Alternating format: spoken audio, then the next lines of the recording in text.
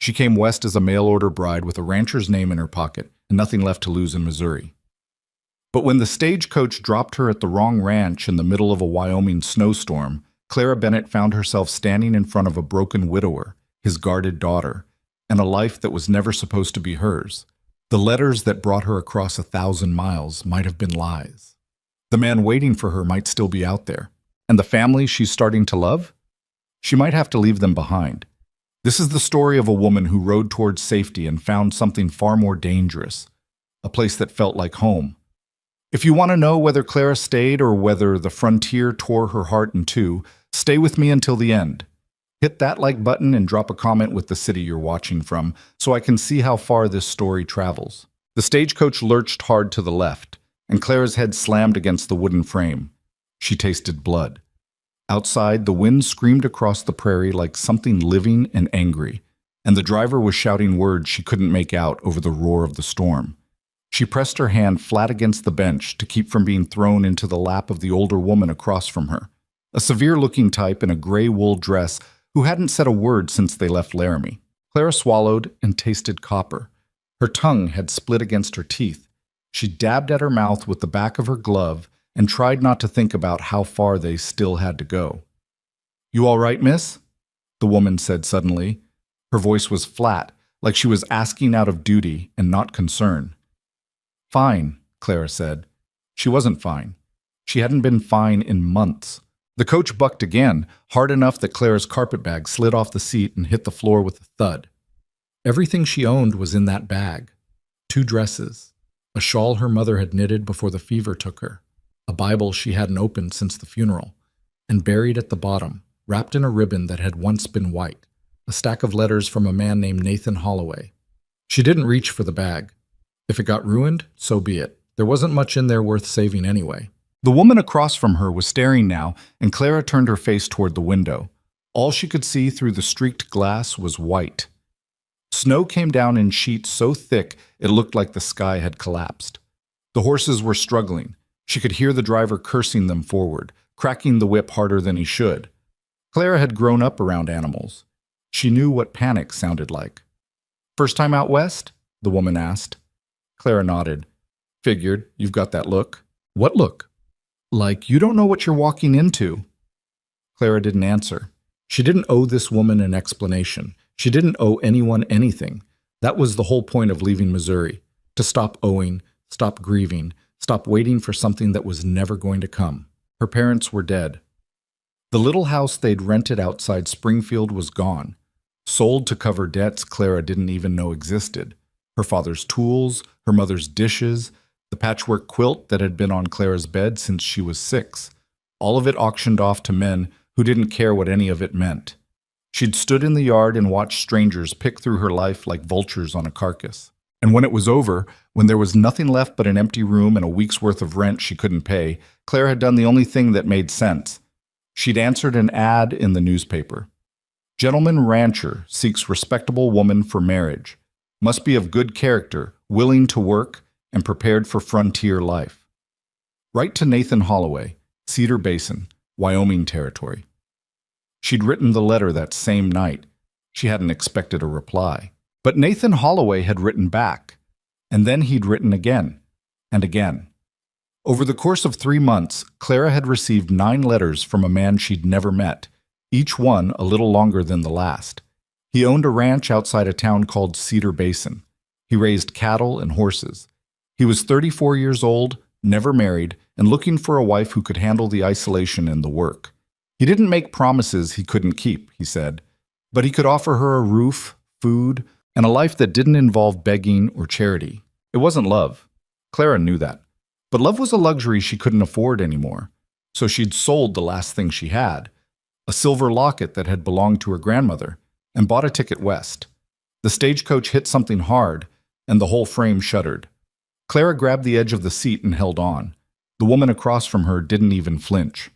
"Driver's lost," the woman said calmly. "What?" "Can't see the road in this. He's guessing now." Clara's stomach dropped. "Guessing?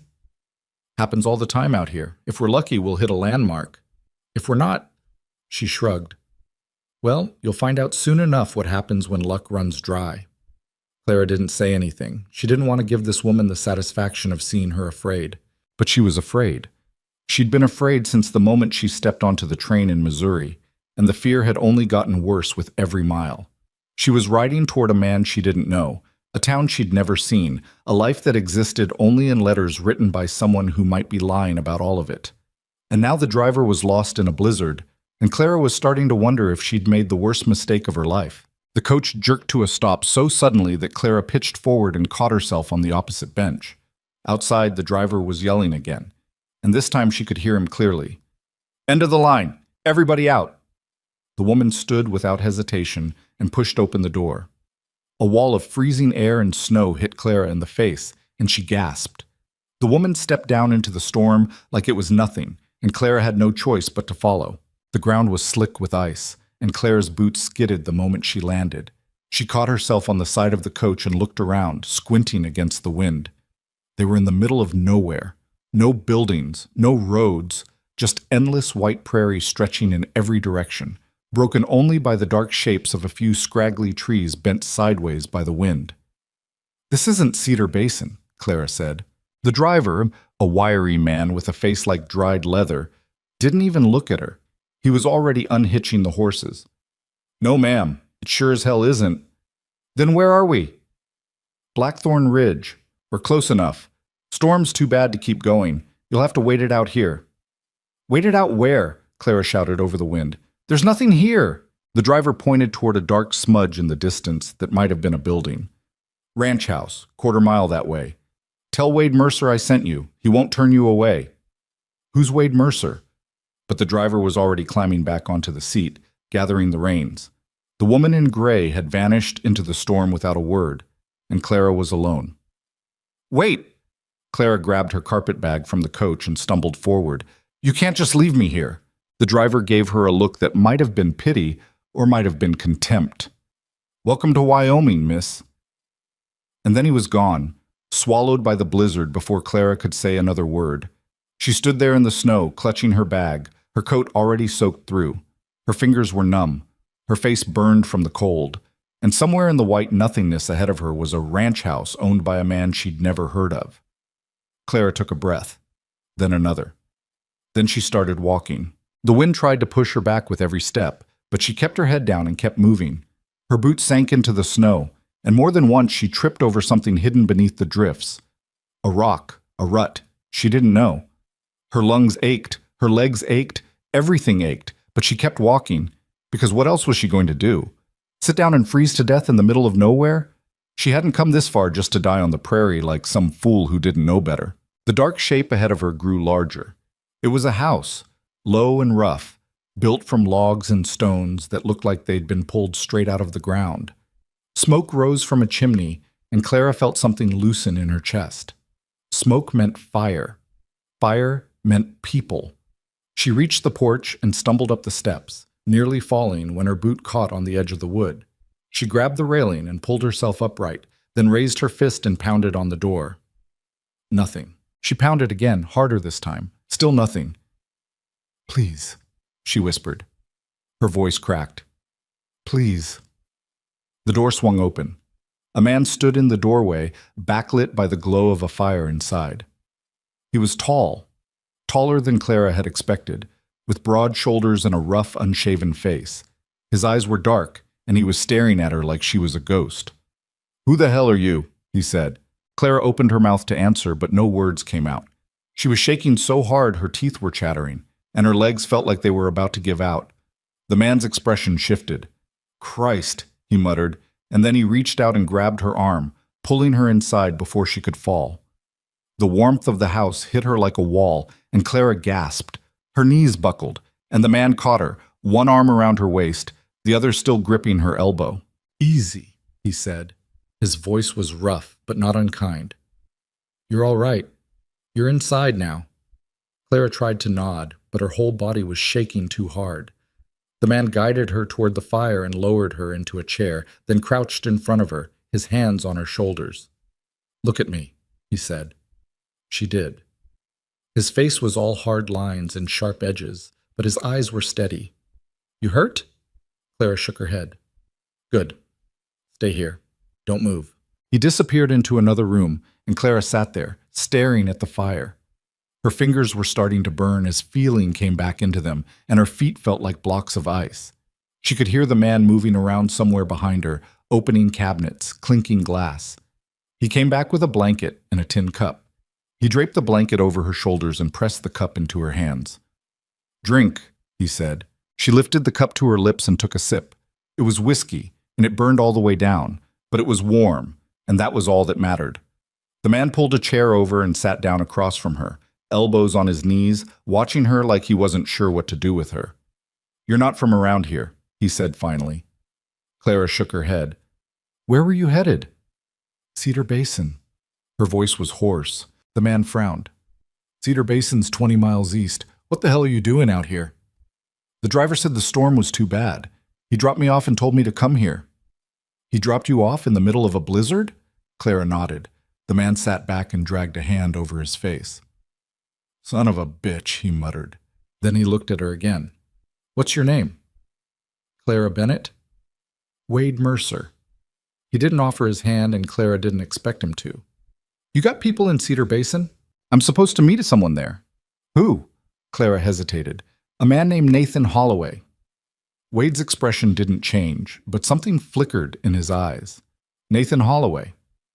You know him?" "I know of him." Wade leaned back in his chair. "He's a rancher, big spread east of town, runs a lot of cattle." "That's him." Wade was quiet for a moment, studying her. "You his bride?" Clara felt her face heat.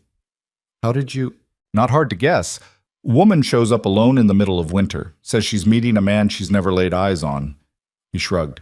"Seen it before." Clara looked down at the cup in her hands. She didn't know what to say. "Well," Wade said after a long silence, "you're not going anywhere tonight. Storm's not letting up, and even if it was, you'd freeze before you made it a mile. You'll stay here till it clears." Clara looked up sharply. "I can't. You don't have a choice." Wade stood and walked toward the fire, prodding the logs with an iron poker. "There's a room in the back. It's small, but it's warm. You can sleep there." "I don't want to be a burden." Wade glanced at her over his shoulder. Too late for that. Clara bit her lip. She wanted to argue, but she didn't have the energy, and he was right. She didn't have a choice. "Thank you," she said quietly. Wade didn't answer. He just kept staring at the fire like she wasn't even there. Clara sat in the chair for a long time, watching the flames, trying to warm herself from the inside out. She didn't know what she'd walked into. She didn't know this man, this ranch, this place. But she was here now, and there was no going back. Somewhere in the house, a door creaked open. Wade turned sharply. "Elsie," he said, "get back to bed." Clara looked toward the doorway and saw a small figure standing there. A little girl, maybe 7 or 8 years old, with tangled dark hair and big, wary eyes. The girl didn't move. She just stood there, staring at Clara like she'd never seen a stranger before. "Elsie," Wade said again, his voice gentler this time. "It's all right. Go back to bed." But the girl didn't budge. She kept staring, and Clara felt something twist in her chest. "Who is she?" the girl asked. Wade sighed. "Her name's Clara. She got lost in the storm. She's staying here tonight." "Is she leaving tomorrow?" Wade hesitated. "We'll see." The girl's gaze didn't waver. "Mama didn't leave." The room went very still. Wade's jaw tightened, and he turned back to the fire without answering. Clara wanted to say something, anything, but she didn't know what. She didn't know who Mama was, or what had happened, or why the little girl's voice sounded like that when she said it. Elsie turned and disappeared back into the hallway, and Wade stood there, shoulders rigid, staring into the flames. Clara pulled the blanket tighter around herself and said nothing. The room Wade gave her was small, just like he'd said. A narrow bed, a wooden chair, a cracked mirror on the wall. But it was warm, and the blankets were clean, and when Clara finally lay down, she felt the exhaustion hit her all at once. She closed her eyes and tried not to think about Nathan Holloway. Tried not to think about the ranch she was supposed to be riding toward. Tried not to think about the man in the other room who looked at her like she was a problem he didn't know how to solve. But sleep didn't come easy. And when it finally did, Clara dreamed of snow and smoke and a little girl's voice saying, "Mama didn't leave." She woke to the sound of someone moving around in the kitchen. The room was gray with early morning light, and the fire in the hearth had burned down to embers. Clara sat up slowly, her whole body stiff and sore from the cold and the long ride. She wrapped the blanket around her shoulders and stepped out into the main room. Wade was at the stove frying something in a pan. He glanced at her when she came in but didn't say anything. Clara stood there awkwardly, not sure what to do with herself. "Storm's past," Wade said without looking up. "You'll be able to leave this afternoon. All right? There's coffee if you want it." Clara poured herself a cup and sat down at the table. The coffee was strong and bitter, but it was hot, and that was enough.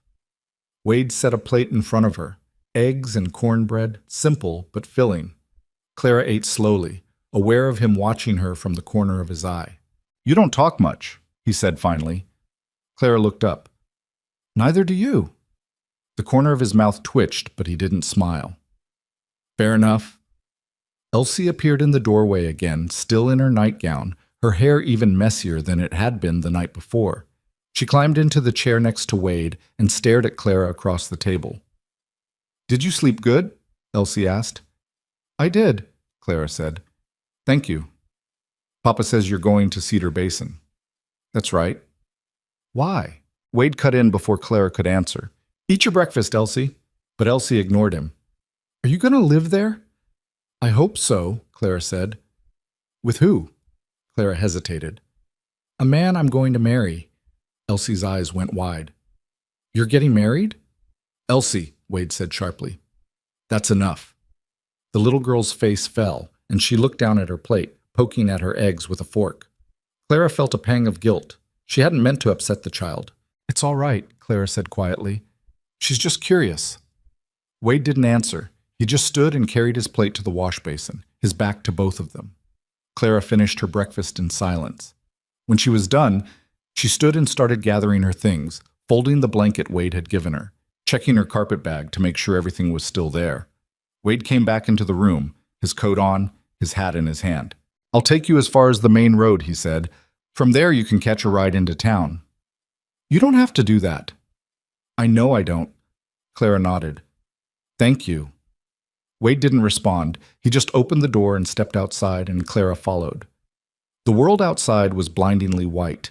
The storm had buried everything under a thick layer of snow, and the sky was pale and clear, as if the fury of the night before had never happened. Wade led her to a small barn behind the house and saddled a horse, a sturdy roan mare with kind eyes. He helped Clara onto the saddle, then swung up behind her without a word. They rode in silence, the only sound the crunch of snow under the horse's hooves and the occasional gust of wind rattling the bare branches of the cottonwoods. Clara didn't know what to say. She didn't know if she should thank him again or apologize for the trouble or just keep quiet and let the silence stretch. But then Wade spoke. "You sure about this?" he asked. Clara turned her head slightly. "About what?" "Marrying a man you've never met." Clara stiffened.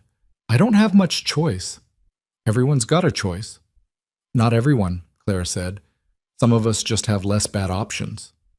Wade didn't answer, but she could feel the weight of his gaze on the back of her neck.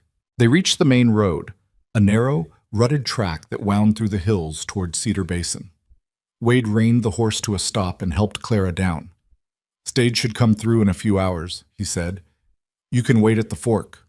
Clara nodded. She adjusted her bag on her shoulder and looked up at him. "Thank you for your help." Wade tipped his hat. "Good luck, Miss Bennett." He turned the horse and started back toward the ranch, and Clara stood there watching him go. She should have felt relieved. She should have felt like she was finally back on the right path.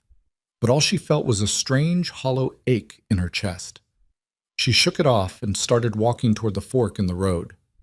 Cedar Basin was waiting, and so was Nathan Holloway. The stagecoach came 2 hours later, rattling down the road like it was trying to shake itself apart.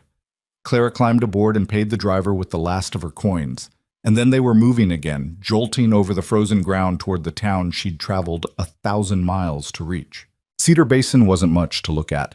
A handful of buildings clustered around a dirt main street, a general store, a saloon, a livery stable. Clara stepped off the coach and stood there, clutching her bag, trying not to feel like she'd made a terrible mistake. "You Miss Bennett?" She turned. A man was standing a few feet away, tall, clean-shaven, dressed in a tailored coat that looked too fine for a place like this. His smile was polite, but his eyes were sharp. "Yes," Clara said. "Are you?" "Nathan Holloway." He tipped his hat. "Welcome to Cedar Basin." Clara forced herself to smile. "It's nice to finally meet you." "Likewise." Nathan gestured toward a wagon waiting at the edge of the street. "I'll take you out to the ranch. We've got a lot to talk about." Clara followed him to the wagon and climbed up onto the seat. Nathan took the reins and they started moving, leaving the town behind. Clara tried to focus on the road ahead, tried to tell herself that this was what she'd come here for. But all she could think about was the ranch she'd left behind, the fire, the little girl, the man who'd looked at her like she was something fragile and dangerous all at once.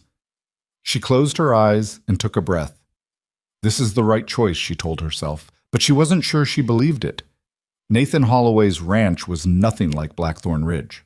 The house sat on a gentle rise overlooking miles of open grassland, 2 stories tall with white-painted trim and glass windows that caught the afternoon sun. There were corrals, a barn twice the size of Wade's, and a bunkhouse where Clara could see men moving around, tending to horses and gear. Everything looked orderly, clean, prosperous. Clara sat on the wagon seat and tried to feel something other than dread. "It's bigger than I expected," she said. Nathan smiled. "I've done well for myself. Took time, but I built something worth keeping." He glanced at her.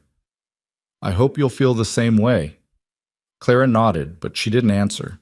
She was still thinking about the letters, 9 of them, each one carefully written, each one promising her a future that sounded almost too good to be real. And now here she was, looking at the proof that Nathan Holloway was exactly who he'd said he was.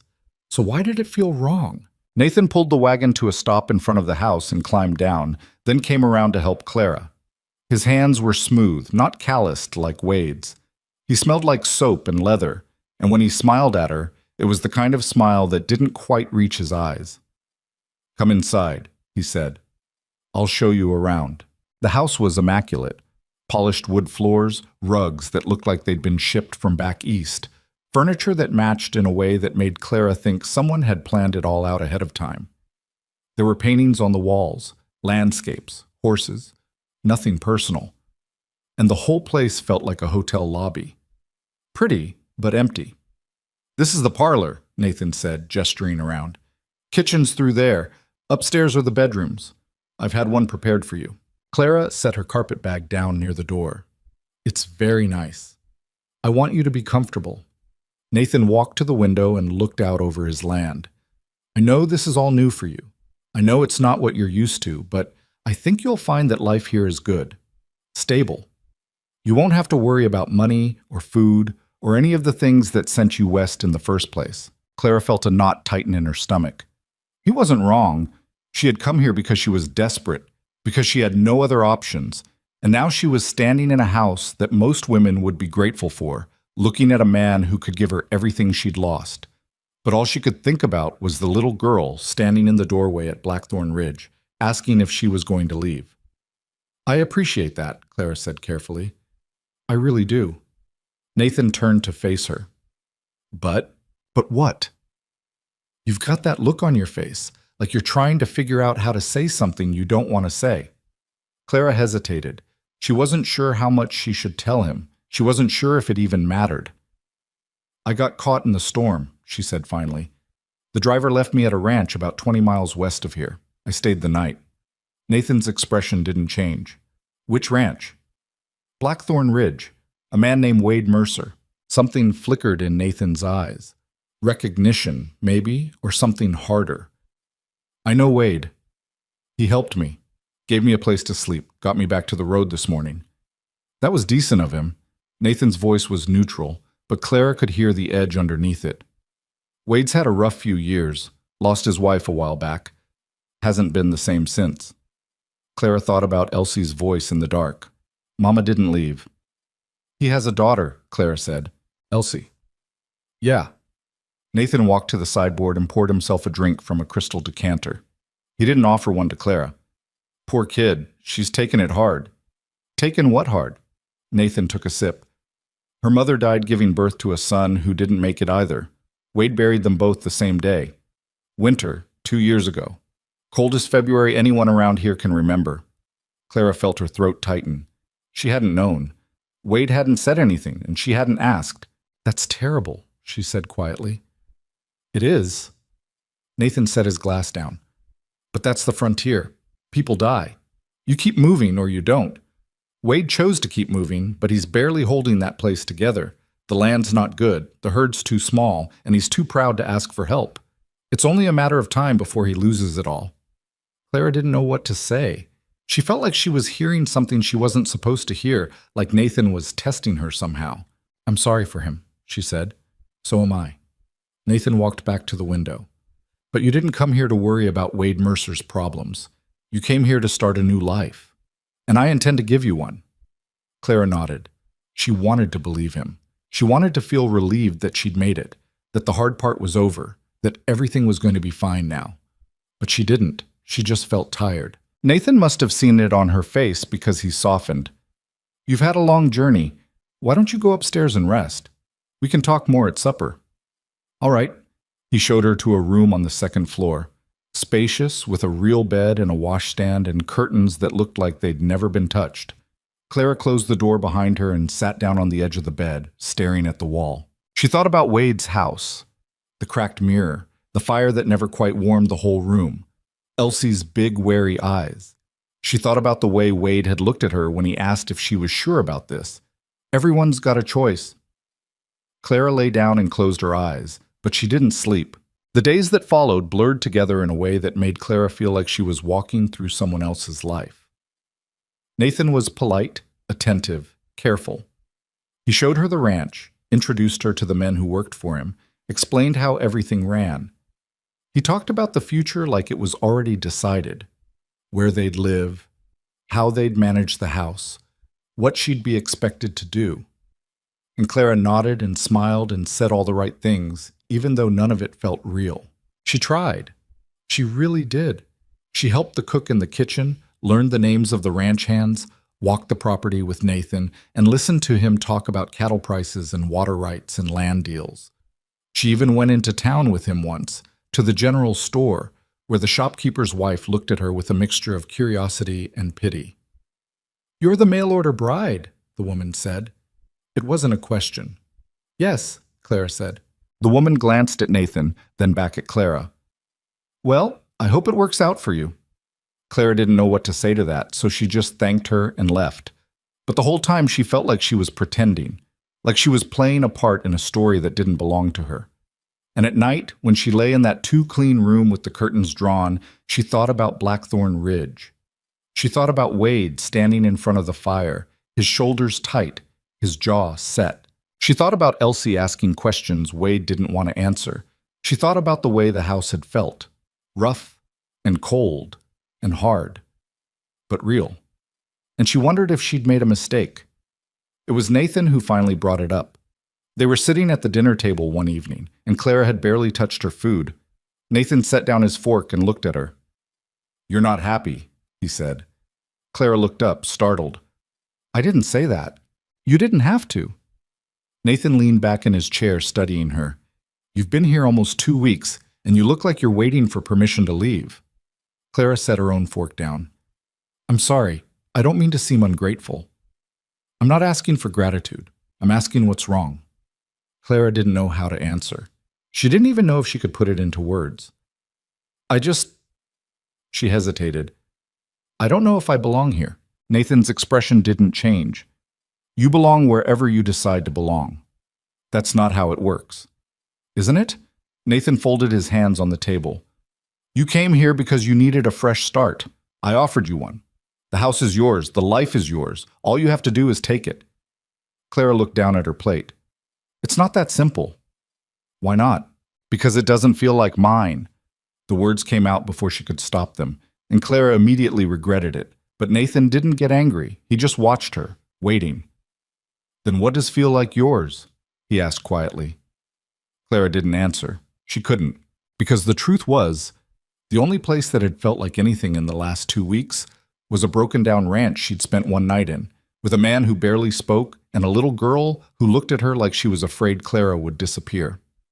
Nathan sighed. I know this isn't what you imagined. I know it's hard, but you made a choice when you got on that train, and now you're here. You can either commit to this life, or you can keep holding on to whatever it is you left behind. I'm not holding on to anything, Clara said. Aren't you? Clara stood abruptly, her chair scraping against the floor. I need some air. Nathan didn't stop her. He just sat there, watching her go, his face unreadable. Clara walked outside and stood on the porch, breathing hard. The night was cold and clear, and she could see stars scattered across the sky like broken glass. She wrapped her arms around herself and tried to calm down. She didn't know what was wrong with her. She didn't know why she couldn't just be grateful for what she had. Nathan was a good man. He was offering her everything she'd thought she wanted. So why did it feel like she was suffocating? The next morning, Clara woke to the sound of voices outside. She dressed quickly and went downstairs, where she found Nathan talking to one of his ranch hands, a younger man with a nervous look on his face. What's going on? Clara asked. Nathan glanced at her. There's been some trouble over at Blackthorn Ridge.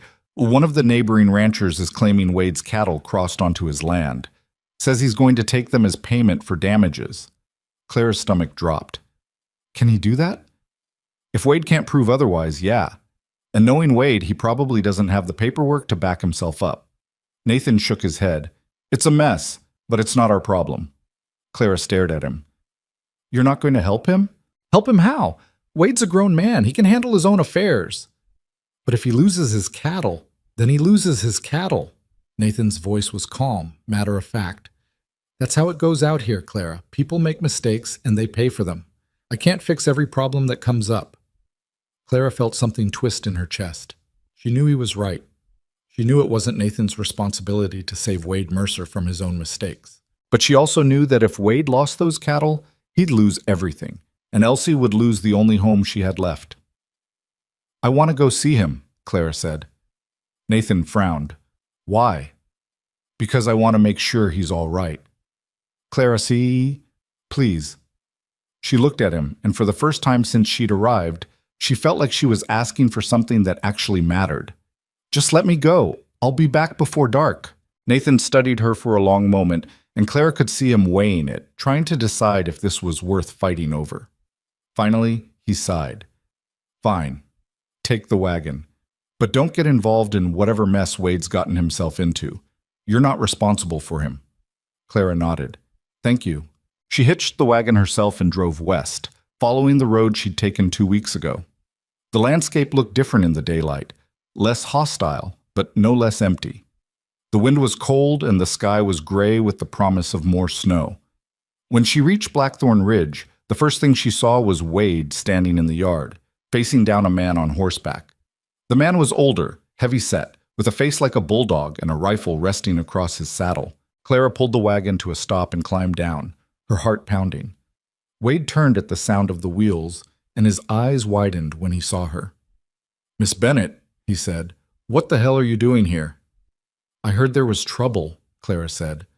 The man on the horse looked at her, then back at Wade. This your woman? No, Wade said flatly. Then tell her to leave. This is between you and me. Clara ignored him and walked straight to Wade. What's going on? Wade's jaw tightened. Nothing you need to worry about. Is he trying to take your cattle? He's claiming I owe him for damages. Says my herd broke through his fence and trampled his winter feed. Did they? No. The man on the horse snorted. You calling me a liar, Mercer? Wade's hand moved toward the rifle leaning against the porch railing, but Clara stepped in front of him before he could reach it. Don't, she said quietly. Wade looked down at her, his eyes hard. Get out of the way. No. The man on the horse laughed. Looks like you got yourself a firebrand, Mercer. Too bad she's wasting her time. Clara turned to face him. How much does he owe you? The man's smile faded. What? You said he owes you for damages. How much? The man hesitated, clearly not expecting the question. $50. Clara felt her stomach drop. $50 was more than most people saw in 6 months, but she kept her face calm. And if he pays you, you'll leave him alone? If he pays me, yeah, but he doesn't have $50. Hell, he probably doesn't have $5. Clara looked at Wade. His face was stone, but she could see the anger burning just beneath the surface. She turned back to the man on the horse. Give him a week. A week? The man barked out a laugh. For what? To get the money. 1 week. If he doesn't pay you by then, you can take the cattle. But if he does, you leave him alone. Permanently. The man narrowed his eyes. Who the hell are you to make deals on his behalf? Someone who's trying to keep this from getting uglier than it needs to be. Clara crossed her arms. 1 week, that's all I'm asking. The man looked at Wade, then back at Clara. He seemed to be weighing something in his mind, trying to figure out if this was worth the trouble. Finally, he shrugged. Fine, 1 week. But if I don't see my money by then, I'm taking every head of cattle on this ranch, and I don't care who gets in my way. He turned his horse and rode off, and Clara stood there watching him go, her heart hammering in her chest. Wade was silent for a long moment. Then he turned to her, his face tight with anger. What the hell was that? He said. I was trying to help. I didn't ask for your help. I know you didn't. Wade's hands clenched into fists at his sides. You had no right to... I know. Clara met his gaze. But I did it anyway. Wade stared at her, and for a second Clara thought he was going to yell. But then something in his expression shifted, and he just shook his head. You shouldn't have come here, he said quietly. Probably not. You're supposed to be getting married. I know. Then why are you here? Clara didn't have an answer. She didn't know why she'd come. She didn't know why it mattered so much to her whether Wade Mercer kept his ranch or lost it. All she knew was that when she'd heard he was in trouble, she hadn't thought twice. She'd just come. Wade turned away from her and walked toward the house. Clara followed him inside where Elsie was sitting at the table, her small hands wrapped around a cup of milk. The little girl's face lit up when she saw Clara. You came back, Elsie said. I did, Clara said. Are you staying? Wade cut in before Clara could answer. No, she's not. Elsie's face fell and Clara felt her chest tighten. I just came to check on you, Clara said gently. Make sure you were all right. Elsie nodded, but she didn't look convinced. Wade poured himself a cup of coffee and sat down at the table. His shoulders slumped. He looked exhausted. You shouldn't have made that deal, he said. You didn't have any other options. I know that. Wade rubbed a hand over his face. But now I've got a week to come up with $50 I don't have. Clara sat down across from him. Can you sell something? I've already sold everything worth selling. What about the cattle? Wade shook his head. Can't sell them fast enough, and even if I could, I'd lose more than I'd gain. The market's garbage right now. Clara thought for a moment. What if you borrowed it? Wade looked at her like she'd lost her mind. From who? Clara hesitated. She knew what she was about to say was going to make him angry, but she said it anyway. Nathan Holloway. Wade's expression went dark. Absolutely not. He has the money. I don't care if he's got a vault full of gold. I'm not asking Nathan Holloway for a damn thing. Why not? Wade stood abruptly, the chair scraping against the floor. Because I'd rather lose the ranch than owe that man a favor. Clara stood too. That's pride talking. Maybe it is, but it's my pride, and it's my ranch. Wade's voice was hard. You don't know him like I do. Then tell me. Wade was silent for a long moment. Then he sighed and sat back down, his shoulders sagging. Nathan's father owned half the land around Cedar Basin, Wade said quietly. When Nathan took over, he started buying up the rest. Not always fairly. There were a lot of small ranchers who lost their places because Nathan made deals that put them in a corner. He didn't break the law, but he didn't have to. He just waited until people were desperate enough to sell. Clara felt a chill run through her. And you think he'd do the same to you? I know he would. Wade looked at her. If I borrow money from Nathan, I'll never pay it back. Not because I can't, but because he'll make sure I can't. And when I default, he'll take this place. That's how he works. Clara sat down slowly, her mind racing. She thought about Nathan's house, the polished floors, the careful way he talked about the future. She thought about the way he dismissed Wade's trouble like it was nothing. It's not our problem. What are you going to do? Clara asked. Wade shook his head. I don't know.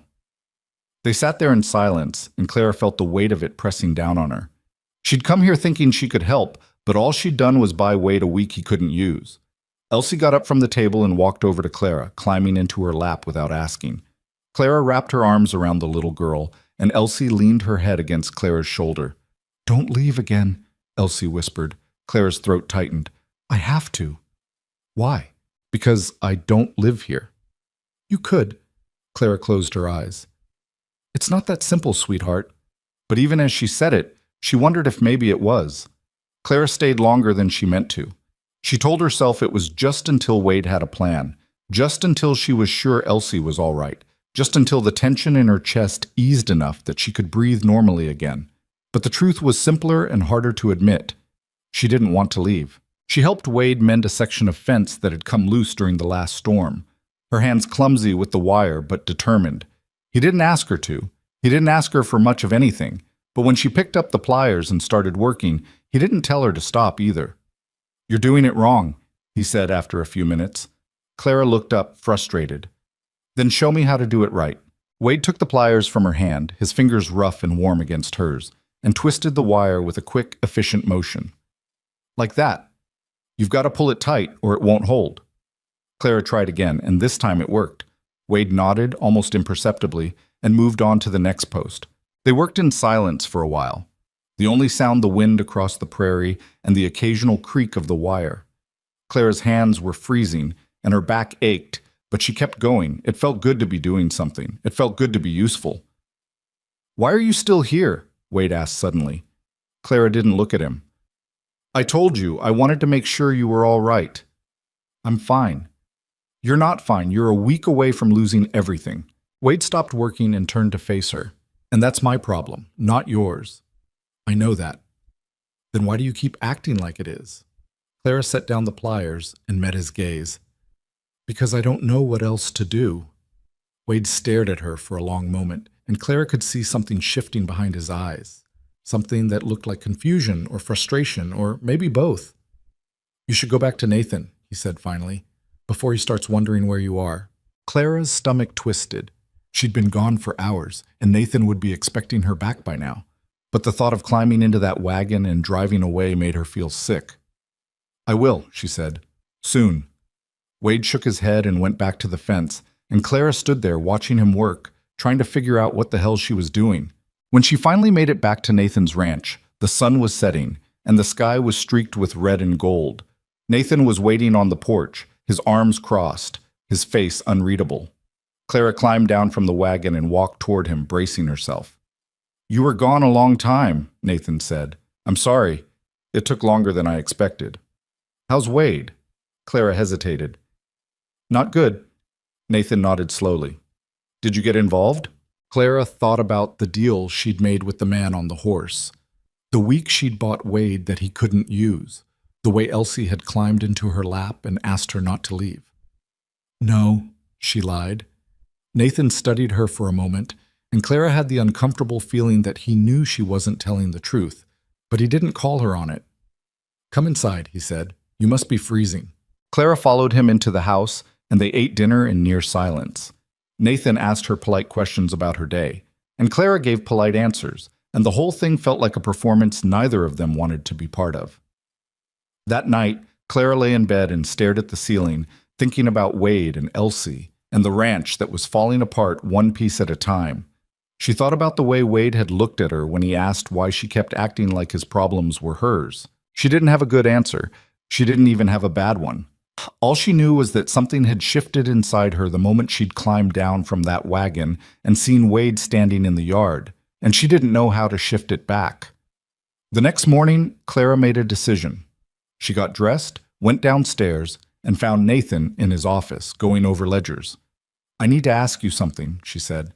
Nathan looked up. All right, I want to borrow $50. Nathan set down his pen. For what? Clara took a breath. For Wade Mercer. Nathan's expression didn't change, but she could see the calculation happening behind his eyes. I thought you said you didn't get involved. I lied. Why? Because I knew you'd try to stop me. Nathan leaned back in his chair. You're right. I would have. Are you going to now? Nathan was quiet for a long moment. Then he stood and walked to the window, looking out over his land. You know what's going to happen if you give Wade that money, don't you?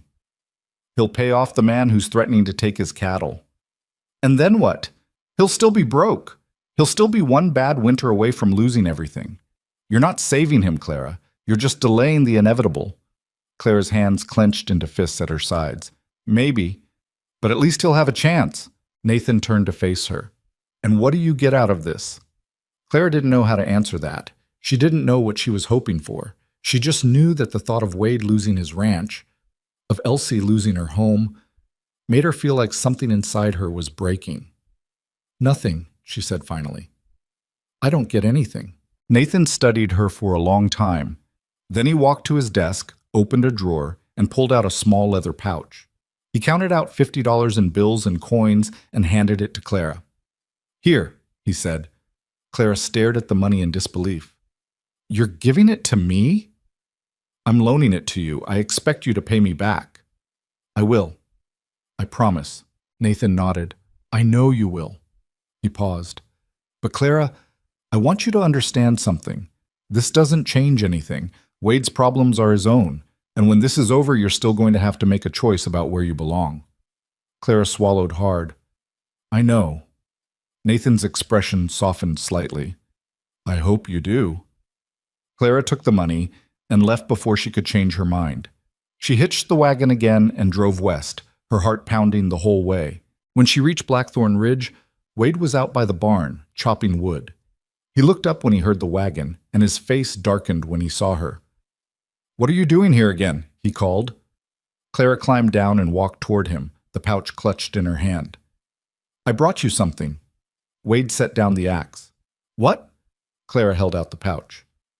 $50. Wade stared at the money like it was a snake. Where did you get that? Nathan. Wade's face went hard. I told you I'm not taking money from him. You're not. You're taking it from me. It's the same thing. No, it's not. Clara stepped closer. This is a loan. From me. Not from Nathan. You'll pay me back when you can, and that's the end of it. Wade shook his head. I can't accept this. Yes, you can. Clara. Take the damn money, Wade. Clara's voice cracked, and she felt tears burning at the back of her eyes. Please, just take it. Wade looked at her, and for the first time since she'd met him, she saw something in his expression that looked like vulnerability. Why are you doing this? He asked quietly. Clara didn't know how to answer. She didn't know how to explain that every time she left this place, it felt like she was tearing something out of herself. Because I want to, she said finally. Wade took the pouch from her hand, his fingers brushing hers. He didn't say thank you. He didn't say anything. He just stood there, holding the money, looking at her like he was trying to figure out a puzzle that didn't have a solution. You should stay for supper, he said after a long silence. Clara blinked. What? It's late. You shouldn't drive back in the dark. Wade glanced toward the house. Elsie would like it if you stayed. Clara's chest tightened. All right. They walked to the house together, and when Elsie saw Clara, she ran straight to her and wrapped her arms around Clara's waist. You came back again, Elsie said, her voice muffled against Clara's coat. I did, Clara said, smoothing the little girl's hair. Are you staying this time? Clara looked at Wade, who was watching them from the doorway. Just for supper. Elsie pulled back and looked up at her with wide, hopeful eyes. Can you help me with the chickens? The chickens? Papa says I have to collect the eggs, but I don't like going in there by myself. They peck. Clara couldn't help but smile. All right, show me where they are. Elsie grabbed her hand and pulled her toward the small coop behind the house. The chickens squawked and fluttered when they saw them coming, and Elsie hung back, clutching Clara's skirt. They're mean, Elsie whispered. They're just scared, Clara said. She crouched down and picked up one of the hens, holding it gently. See? If you're calm, they'll be calm too. Elsie watched, fascinated, as Clara showed her how to reach under the hen and pull out the eggs without startling the bird. The little girl tried it herself, her hands shaking slightly, and when she successfully retrieved an egg, her whole face lit up. I did it, she said. You did, Clara said. You're braver than you think. Elsie beamed, and Clara felt something warm and unfamiliar settle in her chest. They collected the rest of the eggs together, and by the time they were done, Elsie was chattering away like they'd known each other for years. Papa doesn't talk much, Elsie said as they walked back to the house. Not like he used to. What do you mean? Elsie shrugged. Mama said he used to laugh all the time, but I don't remember that. Clara's throat tightened. People change when they're sad. Are you sad? Clara looked down at the little girl. Sometimes. Me too. Elsie kicked at a pebble in the dirt. But I feel better when you're here. Clara didn't know what to say to that. She just squeezed Elsie's hand and kept walking. Supper was simple, beans and cornbread and the eggs they'd collected. But it was warm, and it filled the empty spaces in Clara's stomach that she hadn't realized were there. Wade sat across from her, quiet as always, but every now and then she'd catch him watching her, and when their eyes met, he'd look away quickly, like he'd been caught doing something he shouldn't. After they ate, Elsie begged Clara to stay a little longer, and Clara found herself sitting by the fire, listening to the little girl tell stories about the ranch and the animals, and the time she'd seen a fox out by the creek. Wade sat in the corner, mending a piece of harness, and Clara could feel the weight of his presence even when he wasn't looking at her. "It's getting late," Wade said eventually. "You should get going before it's full dark." Clara nodded and stood, brushing off her skirt. "Thank you for supper." "Thank you for the money." Wade's voice was low, and he still didn't quite meet her eyes. Clara walked to the door, and Elsie followed her, her small hand slipping into Clara's. "Will you come back?" Elsie asked. Clara looked down at her, and the question felt like a knife twisting in her chest. "I don't know, sweetheart." "Please," Elsie whispered. "Please come back." Clara crouched down and pulled the little girl into a hug. "I'll try." Elsie held on tight, and Clara felt tears prickling at the corners of her eyes. When she finally pulled away, Wade was standing in the doorway, his expression unreadable. "Be careful on the road," he said. Clara nodded and climbed into the wagon. She didn't look back as she drove away, because she knew if she did, she wouldn't be able to leave. The next few days passed in a haze. Clara went through the motions at Nathan's ranch, helping with meals, tending to the house, smiling when she was supposed to smile. But her mind was always somewhere else. Nathan noticed. Of course he did. "You're distracted," he said one afternoon as they sat in the parlor. Clara looked up from the sewing she'd been pretending to do. "I'm sorry." "Don't apologize. Just tell me what's on your mind." Clara set down the needle.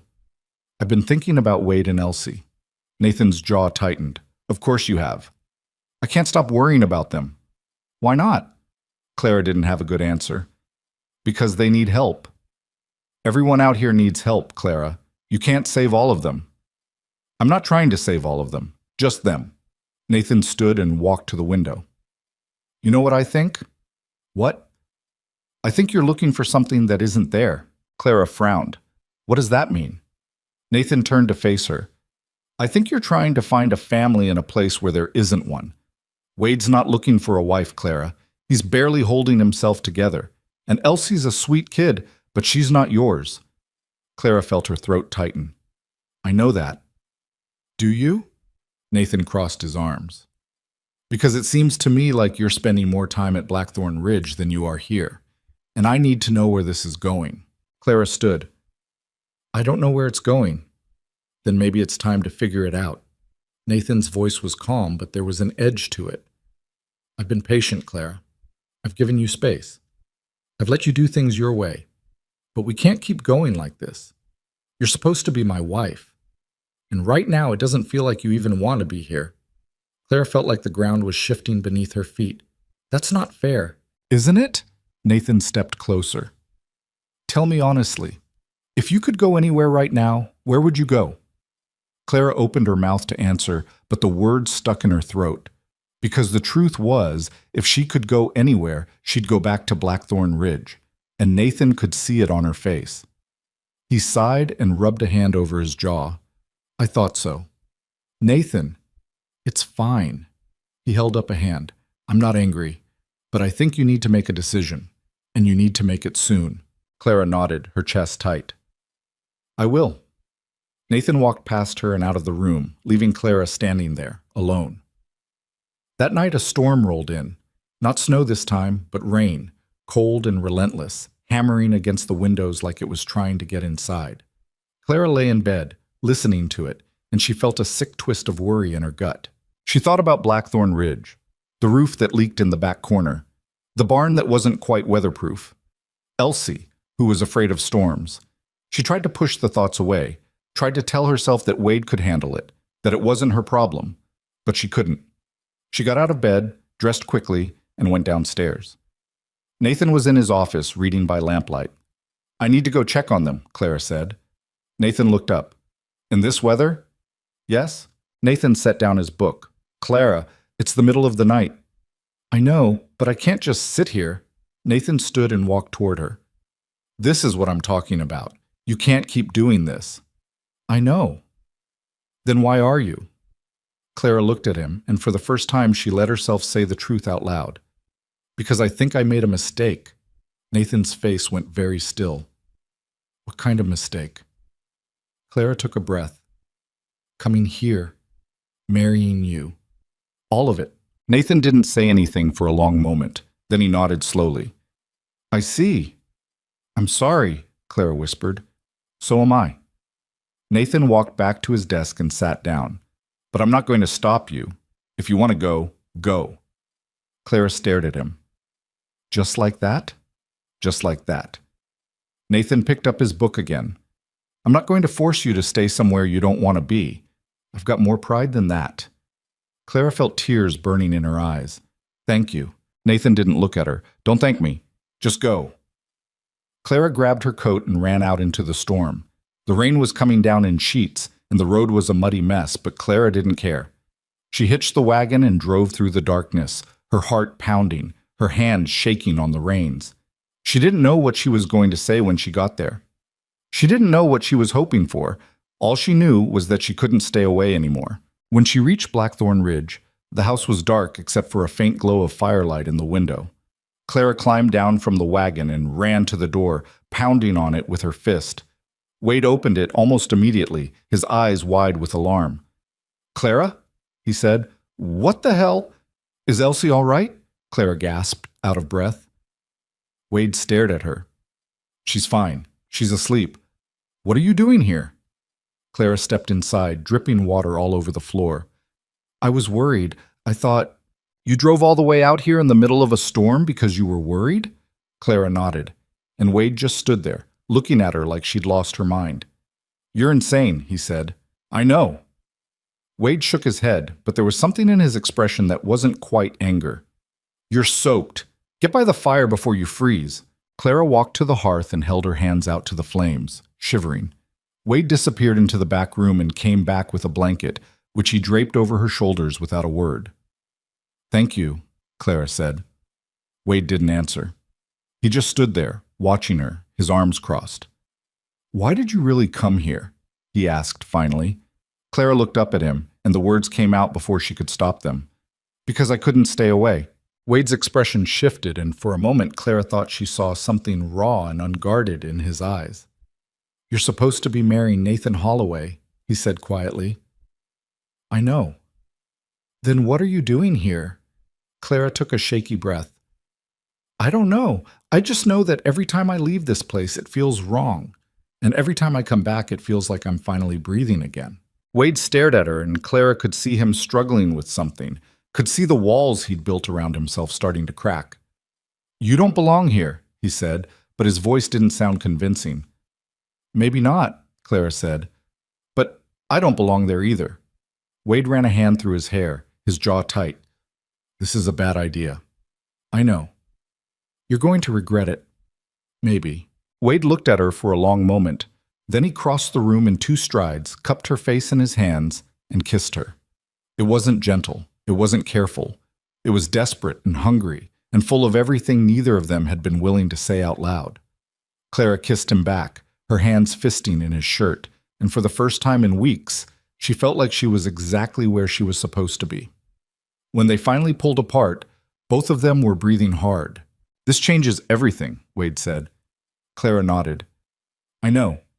Wade rested his forehead against hers. "You're sure about this?" Clara closed her eyes. "No, but I'm doing it anyway." Wade let out a breath that might have been a laugh. "You really are insane." "So are you." Wade kissed her again, softer this time, and Clara felt something settle inside her, something that had been restless and aching for longer than she cared to admit. When they finally broke apart, Wade led her to the chair by the fire and sat down beside her. They didn't talk. They just sat there, side by side, listening to the rain pound against the roof. And for the first time since she'd left Missouri, Clara felt like she was home. Clara woke to the sound of Elsie's voice and the smell of coffee burning on the stove. For a moment, she didn't remember where she was.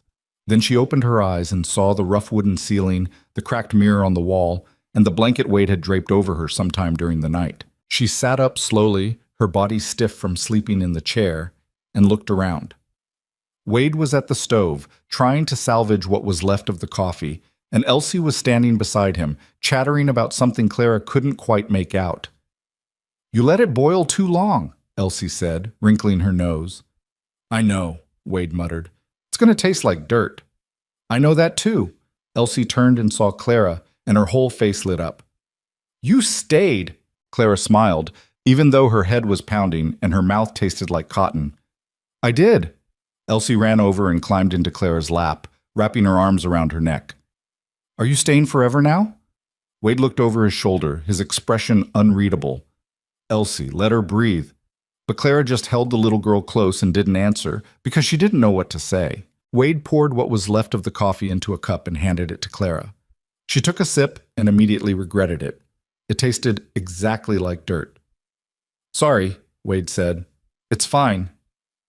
Wade sat down across from her, his elbows on his knees, and looked at her like he was trying to figure out what happened next. Clara felt the same way. Last night had been a storm of emotion and desperation, but now it was morning, and the reality of what she'd done was starting to sink in. She'd left Nathan. She'd driven through a rainstorm in the middle of the night to get here. She'd kissed Wade like her life depended on it. And now she was sitting in his kitchen, drinking terrible coffee, with no idea what came next. "We need to talk," Wade said quietly. Elsie looked between them, her eyes wide. "Are you in trouble?" "No, sweetheart," Clara said. "We just need to talk about grown-up things." Elsie pouted but climbed off Clara's lap and went to play with a rag doll she'd left by the hearth. Wade waited until Elsie was out of earshot, then leaned forward. "What are you going to do?" Clara set down the cup. "I don't know." "You can't just stay here." "Why not?" Wade looked at her like she was being deliberately difficult. "Because you're supposed to be marrying someone else. Because people are going to talk. Because this is—" He stopped and shook his head. "This is complicated. I know it's complicated." "Do you?" Wade's voice was low, but there was an edge to it. "Because from where I'm sitting, it looks like you made a decision last night that you're going to regret in the daylight." Clara felt a flare of anger in her chest. "I'm not going to regret it." "You don't know that." "Neither do you." Wade stood abruptly and walked to the window, staring out at the muddy yard. "You don't understand what you're walking into. This place is falling apart. I'm barely keeping it together. And Elsie," his voice cracked slightly, "she's already lost one mother. I'm not going to let her get attached to someone who's going to leave." Clara stood too. "I'm not going to leave." Wade turned to face her, his eyes hard. "You say that now. But what happens when you wake up in 6 months and realize you made a mistake? What happens when you remember that Nathan Holloway has money and land and a future, and all I've got is a broken-down ranch and a mountain of debt?" Clara crossed the room and stood in front of him. "I don't care about Nathan's money." "You should." "Well, I don't." Clara's voice was shaking now. "And I'm not leaving. So you can either accept that, or you can keep pushing me away. But either way, I'm staying." Wade stared at her, and Clara could see the war happening behind his eyes. He wanted to believe her. She could see that. But he was terrified. "You're going to break her heart," he said quietly. "No," Clara said. "I'm not." Wade didn't answer. He just turned back to the window, his shoulders tight. Clara wanted to say more, wanted to make him understand, but she didn't know how. So she just stood there, feeling the weight of the silence pressing down on both of them. Elsie broke the tension by running over and tugging on Wade's sleeve. "Papa, can Clara help me feed the chickens again?" Wade looked down at his daughter, and his expression softened. "If she wants to." Elsie turned to Clara, her eyes hopeful. "Do you want to?" Clara forced a smile. "Of course I do." They went outside together, and Clara tried to focus on the chickens and the eggs and Elsie's endless stream of questions. But all she could think about was the look on Wade's face when he'd said she was going to break Elsie's heart. He was wrong. She wasn't going to leave. She'd meant what she said. but the fear in his eyes stayed with her all morning. By midday, the rain had stopped and the sky was a pale, washed-out blue. Clara was helping Wade fix a broken shutter on the barn when they heard the sound of hooves on the road. Wade tensed immediately. "Stay here." Clara watched as he walked toward the front of the house, his hand resting on the rifle he'd propped against the porch railing. A moment later, a rider appeared, a man Clara didn't recognize, dressed in a long coat and a wide-brimmed hat. "You Wade Mercer?" the man called. "Who's asking?" Wade said. The man dismounted and pulled a folded piece of paper from his coat. "Got a message for you. From the sheriff." Wade took the paper and unfolded it, his face going pale as he read. Clara walked over, her stomach twisting. "What is it?" Wade didn't answer. He just handed her the paper. It was short and to the point. The neighboring rancher who'd threatened to take Wade's cattle had filed a formal complaint with the sheriff, claiming that Wade had failed to pay his debt and had threatened him with violence. The sheriff was ordering Wade to appear in Cedar Basin in 3 days to settle the matter. Clara looked up at Wade. "This is a lie." "I know it's a lie." Wade's voice was flat. "But it doesn't matter.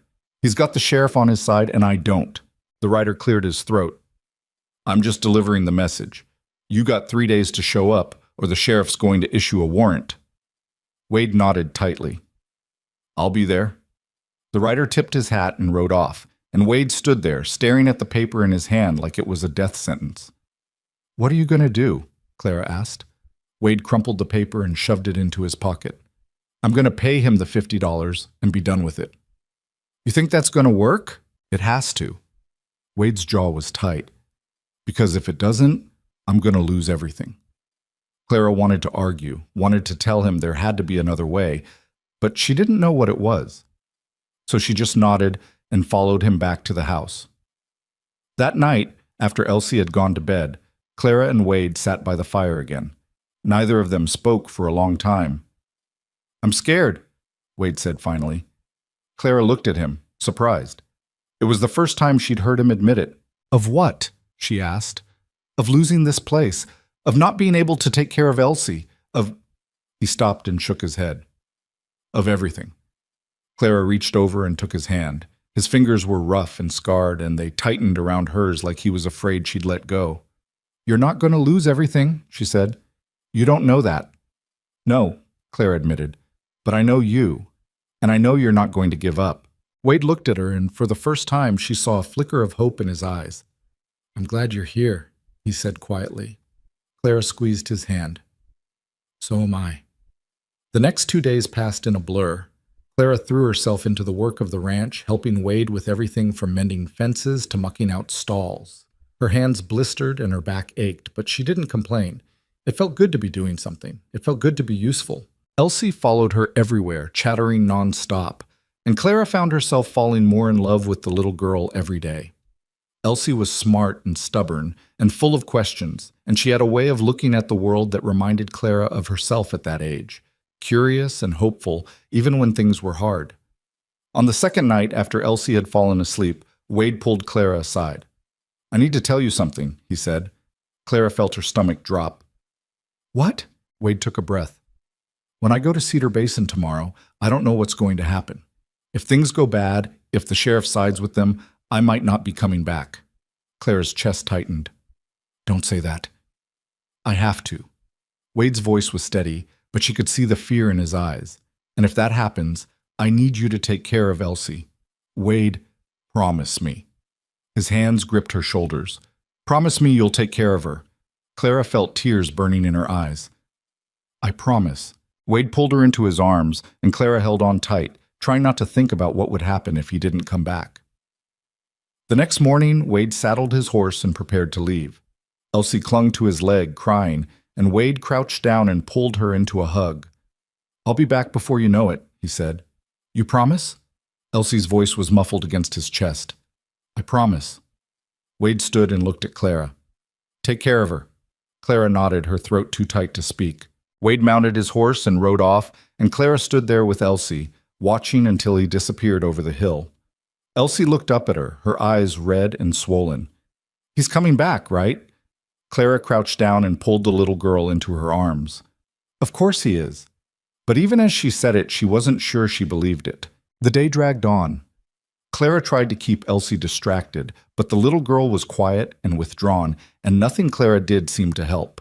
By late afternoon, Elsie had curled up on the chair by the fire and fallen asleep, her face streaked with dried tears. Clara sat beside her, stroking her hair, and tried not to think about what was happening in Cedar Basin.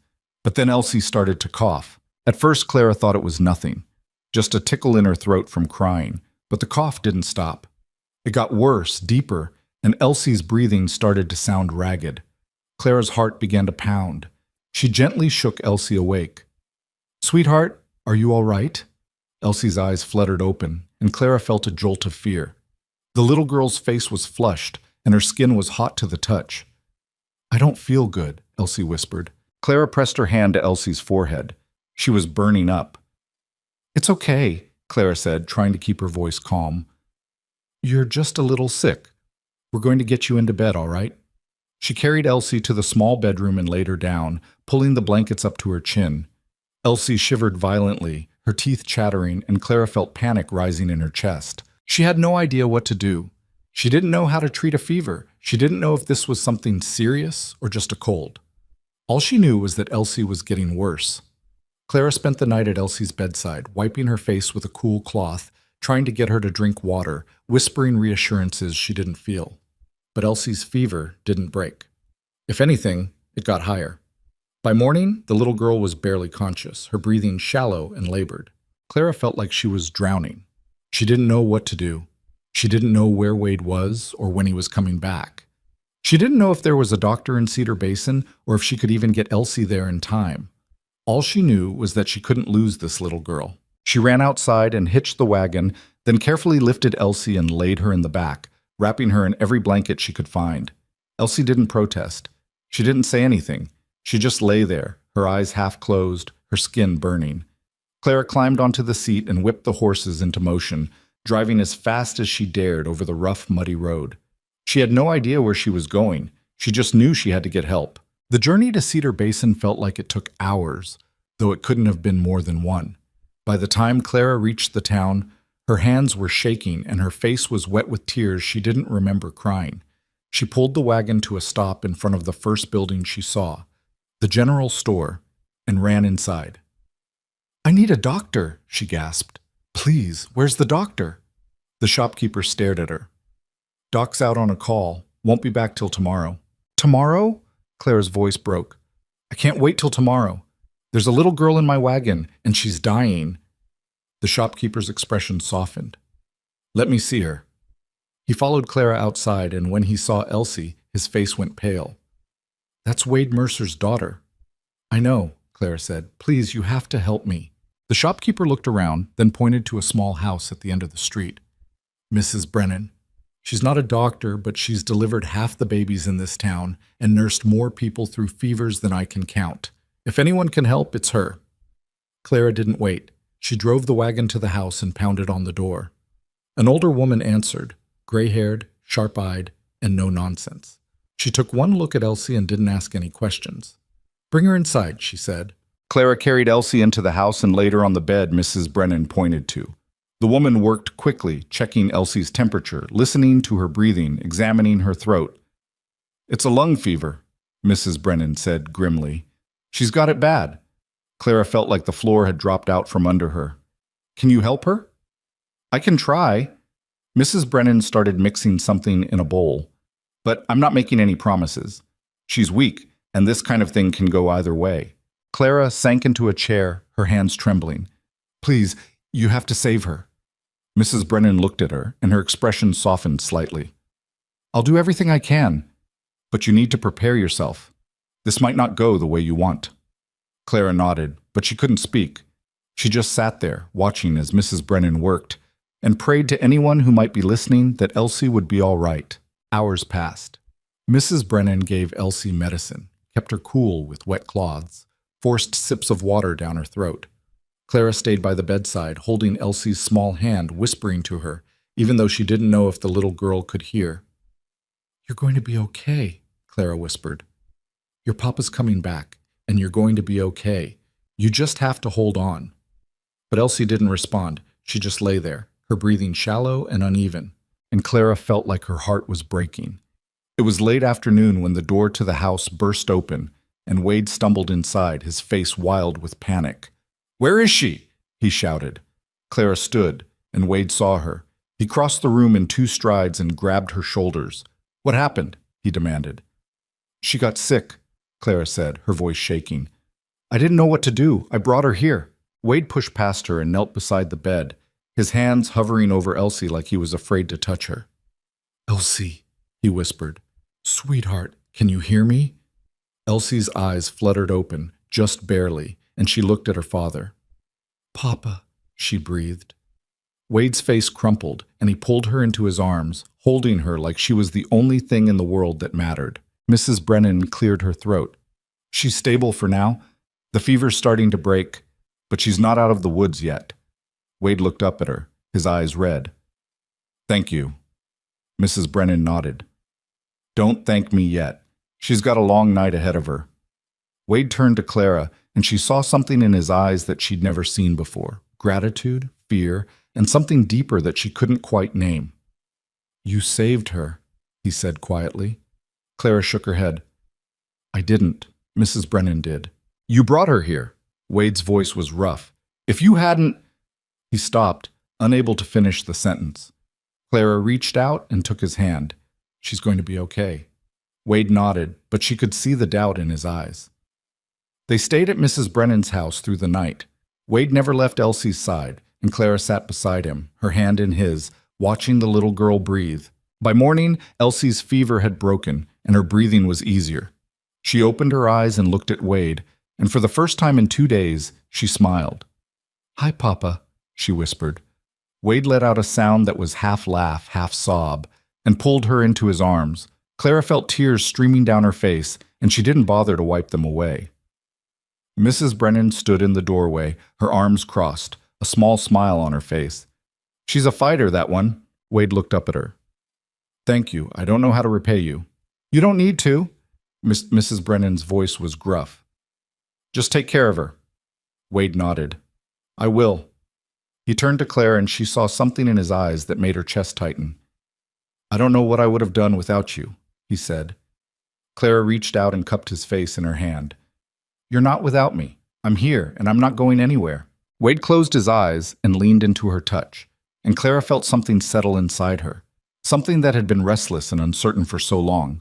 She was exactly where she was supposed to be. They stayed in town for 3 more days while Elsie recovered. Mrs. Brennan insisted on it, and Wade didn't argue. Clara watched him during those days, the way he sat beside Elsie's bed for hours, the way his shoulders finally relaxed when the little girl asked for food, the way he looked at Clara when he thought she wasn't paying attention. On the 3rd morning, Elsie was strong enough to sit up and eat a full bowl of porridge. Mrs. Brennan declared her well enough to travel, though she warned Wade to take it slow and keep the little girl warm. "She's not fully recovered," Mrs. Brennan said, fixing Wade with a stern look. "Any sign of the fever coming back, you bring her straight to me. Understand?" Wade nodded. "I understand, thank you." Mrs. Brennan waved him off. "Just doing what needs doing." Clara helped Elsie into the wagon, wrapping her in blankets until only her face was visible. The little girl looked small and fragile, but her eyes were bright again, and that was enough to ease the knot in Clara's chest. Wade climbed onto the seat beside Clara and took the reins. As they pulled away from Mrs. Brennan's house, Clara glanced back and saw the old woman standing on the porch, arms crossed, watching them go. The ride back to Blackthorn Ridge was quiet. Elsie dozed in the back, and Wade kept his eyes on the road. Clara wanted to ask him what had happened in Cedar Basin, whether he'd paid off the neighbor, whether the trouble was over. But she didn't. She could see the tension in his jaw, the way his hands gripped the reins a little too tight. Whatever had happened, it wasn't good. When they reached the ranch, Wade carried Elsie inside and put her to bed. Clara stood in the doorway, watching him tuck the blankets around his daughter with a gentleness that made her throat tight.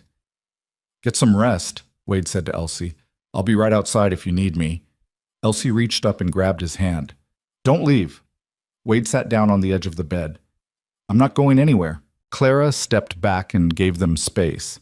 She went to the kitchen and started a fire in the stove, more to have something to do than because they needed it. Her hands were shaking, and she didn't know why.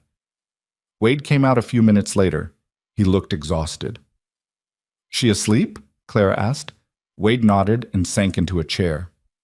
Finally, Clara poured him a cup of coffee and set it in front of him. He took it but didn't drink. "What happened in Cedar Basin?" Clara asked quietly. Wade stared at the cup. "I paid him the $50. And? And it wasn't enough." Wade's voice was flat. "He said the damages were more than he'd thought.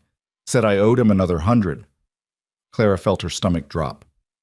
"That's not what he told you before." "I know." "So what did you do?" Wade finally looked up at her. "I told him I didn't have another 100. I told him I'd paid what I owed, and if he had a problem with that, he could take it up with the sheriff." "What did the sheriff say?" Wade's jaw tightened. "The sheriff said he'd look into it, but he didn't sound like he was in any hurry." Clara sat down across from him. "So it's not over?" "No." Wade rubbed a hand over his face. "It's not over, and I don't know what to do." Clara reached across the table and took his hand. "We'll figure it out." Wade looked at her, and she saw something raw in his eyes. "You keep saying we, like this is your problem too." "It is my problem." "Why?" Clara didn't have a good answer. Or maybe she did, and she just didn't know how to say it. So she said the only thing that felt true. "Because I love you." The words hung in the air between them, heavy and undeniable. Wade stared at her, his expression unreadable. Then he stood abruptly, knocking the chair back, and walked to the window. "You don't know what you're saying," he said. Clara stood too. "Yes, I do." "No, you don't." Wade's voice was harsh. "You don't know me. You don't know what I've done, what I've lost, what I'm capable of losing again. You've been here a few weeks, and you think that's enough to—" "I know enough," Clara said, cutting him off. "I know you're stubborn and scared and too proud to ask for help. I know you'd do anything for Elsie. I know you work yourself half to death trying to hold this place together. And I know that when you kissed me, it wasn't just because you were desperate or lonely. It was because you felt the same thing I did." Wade turned to face her, his eyes blazing. "And what if you're wrong? What if this falls apart? What if I lose the ranch and I can't take care of Elsie, and you wake up one day and realize you made a mistake?" Clara crossed the room and stood in front of him. "Then we'll figure it out, together." Wade looked at her like he wanted to believe her but didn't know how. "I'm terrified," he said quietly. "So am I," Clara said, "but I'm here anyway." Wade closed his eyes and let out a breath that sounded like it had been trapped inside him for years. Then he pulled her into his arms and held her so tight it almost hurt. "I don't deserve you," he whispered. "You don't get to decide that," Clara said. They stood there for a long time, and Clara felt something shift between them, something that had been fragile and uncertain, becoming solid and real. The next morning, Clara woke to the sound of hooves outside. She sat up, her heart pounding, and looked out the window. Nathan Holloway was riding up to the house. Clara felt her stomach twist. She'd known this was coming. She'd known Nathan wouldn't just let her disappear without an explanation. But seeing him here, now, made everything feel suddenly too real. Wade was already outside, standing in the yard with his arms crossed. Clara grabbed her shawl and hurried out to stand beside him. Nathan dismounted, his face calm but his eyes hard. He looked at Clara, then at Wade, then back at Clara. "I heard you were here," Nathan said. Clara lifted her chin. "I am." Nathan nodded slowly. "I figured as much." He glanced at Wade. "Mind if I have a word with her?" Wade's jaw tightened. "That depends. You planning to cause trouble?" "No," Nathan said. "I just want to talk." Wade looked at Clara and she nodded. "It's all right." Wade hesitated, then stepped back. But he didn't go far. Nathan walked closer to Clara and she could see the hurt in his eyes, even though he was trying to hide it.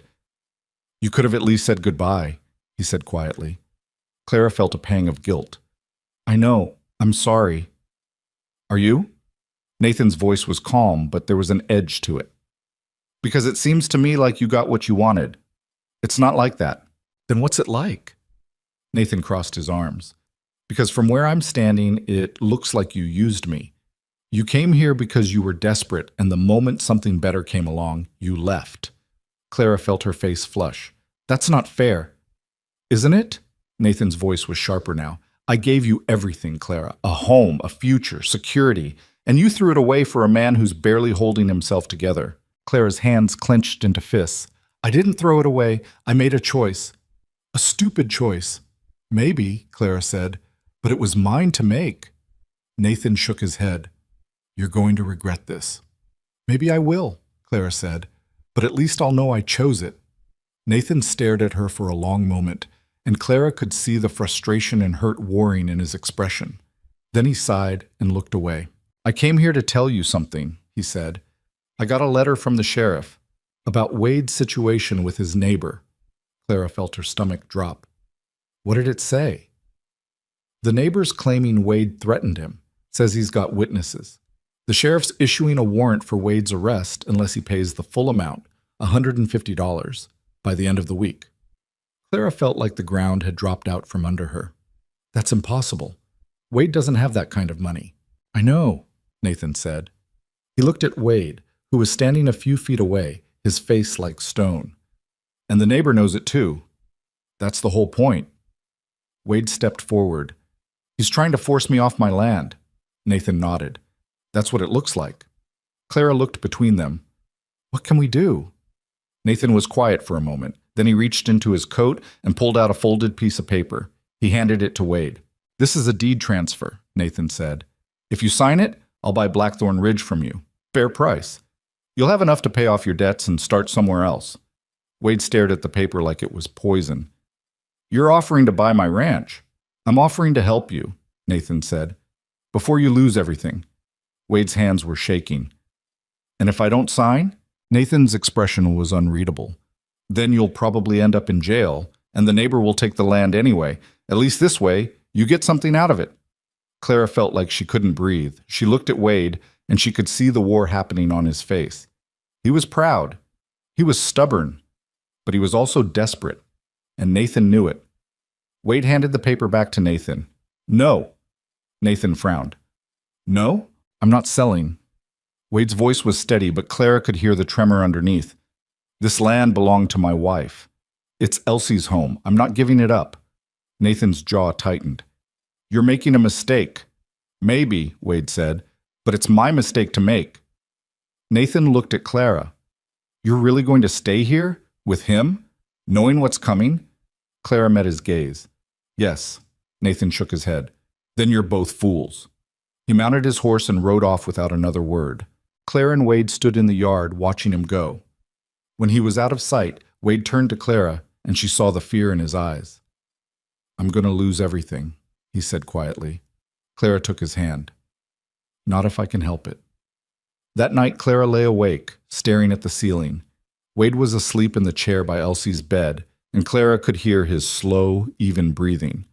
But her mind was racing. She'd been so focused on staying, on choosing Wade and Elsie, that she hadn't thought about what came next. She hadn't thought about how they were going to survive this. But now she had to. She got out of bed and went to the kitchen, lighting a candle. She pulled out a piece of paper and a pencil and started writing down everything she knew. The debts Wade owed. The money they didn't have. The neighbor who was trying to take the land. And then she started thinking, there had to be a way. There had to be something they could do that didn't involve selling the ranch, or running away, or waiting for the sheriff to come. She thought about Nathan's offer. She thought about the neighbor's threats. She thought about the town, the people, the way things worked out here. And then she had an idea. It was risky. It might not work, but it was the only thing she could think of. The next morning, Clara told Wade her plan. He stared at her like she'd lost her mind. Absolutely not. It's the only way, Clara said. It's insane. Maybe, Clara said, but it might work.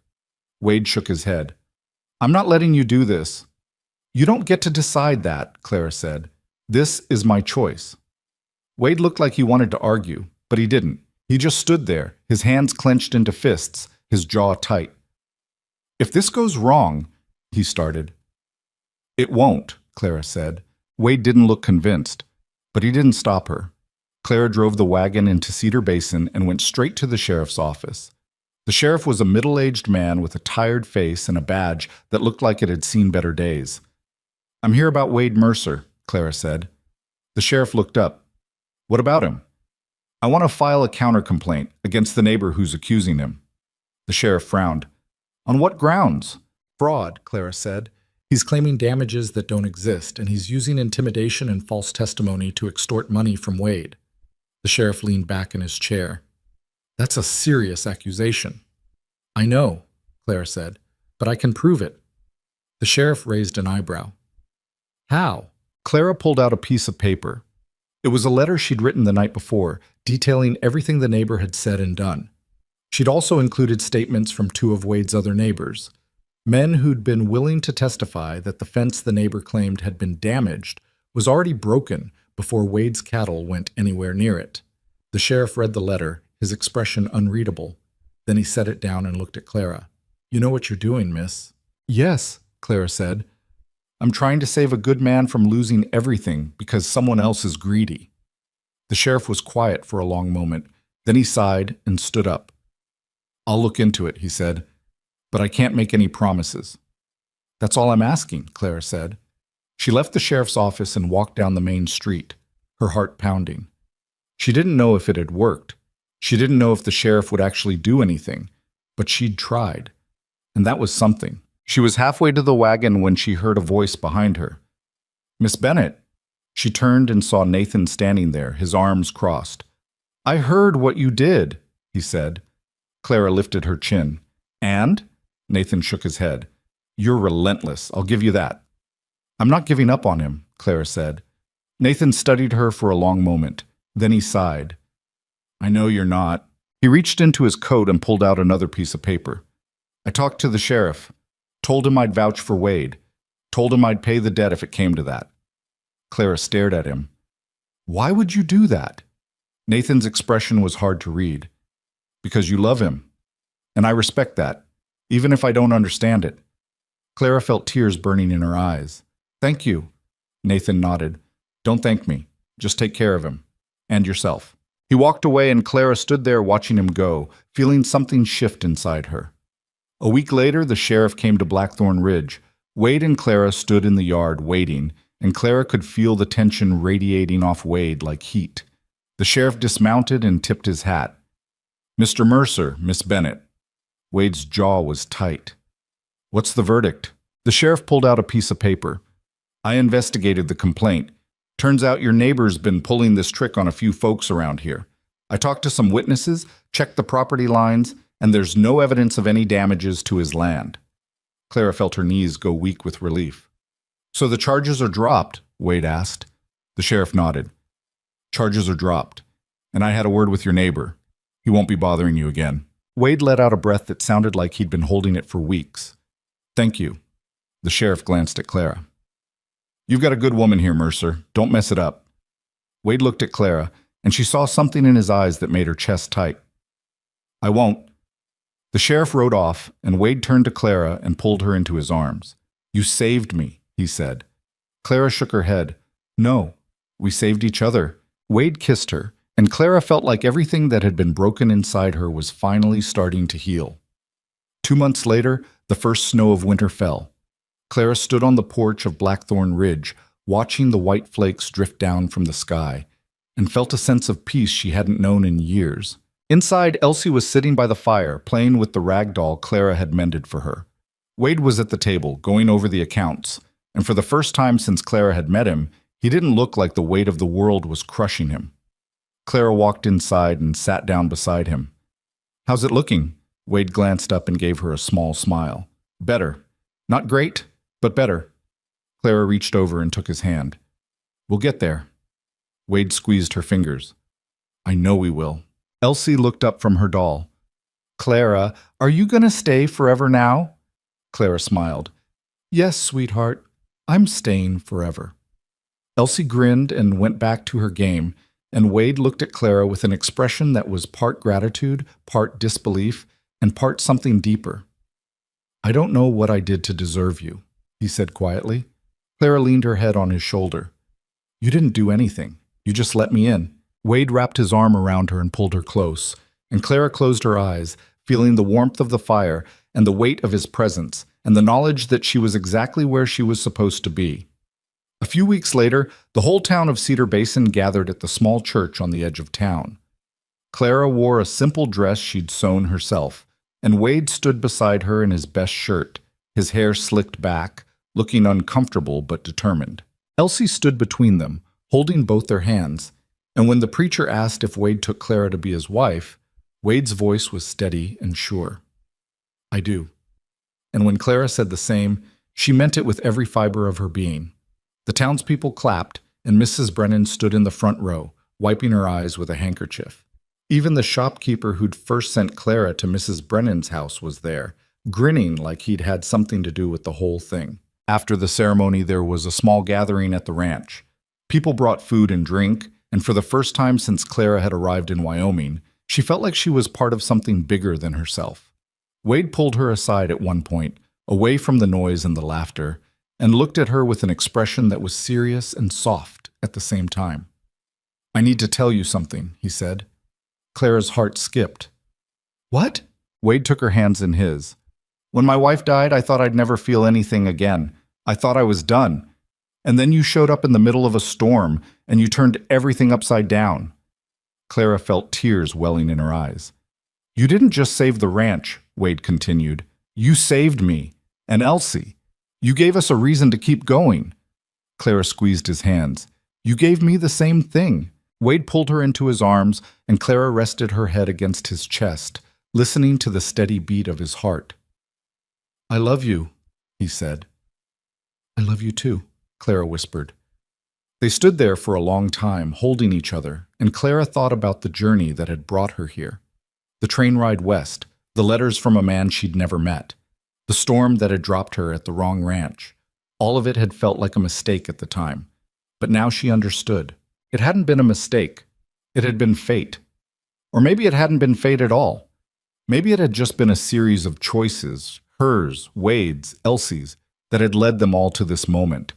Either way, Clara was grateful, because sometimes the things that feel the most wrong are actually leading you exactly where you need to be. Sometimes the hardest roads are the ones that bring you home, and sometimes the people you're supposed to find aren't the ones you're looking for. They're the ones who find you when you're lost. Clara had come west looking for safety, for security, for a life that made sense. But what she'd found was something better. She'd found a family. She'd found a home. She'd found a love that was messy and complicated and hard-won, and she wouldn't trade it for anything. As the sun set over Blackthorn Ridge, painting the snow-covered prairie in shades of gold and pink, Clara stood on the porch with Wade and Elsie, watching the sky. Elsie tugged on Clara's skirt. "Mama, look, it's pretty." Clara's breath caught. It was the first time Elsie had called her that. She crouched down and pulled the little girl into her arms. "It is pretty, sweetheart." Wade stood beside them, his hand on Clara's shoulder, and Clara felt a warmth spread through her chest that had nothing to do with the fire inside. This was her life now. This rough, broken-down ranch. This stubborn, scarred man. This bright, brave little girl. It wasn't perfect. It wasn't easy, but it was real. And it was hers. Clara looked up at Wade, and he smiled at her. A real smile, the kind she hadn't seen when they first met. "We're going to be all right," he said. Clara smiled back. "I know. Because sometimes the frontier doesn't destroy you. Sometimes it shows you who you really are. Sometimes it breaks you down just to build you back up stronger. And sometimes, if you're lucky, it brings you exactly where you were meant to belong." Clara had come west as a stranger, looking for a man she'd never met and a life she thought she wanted. But she'd found something better. She'd found home.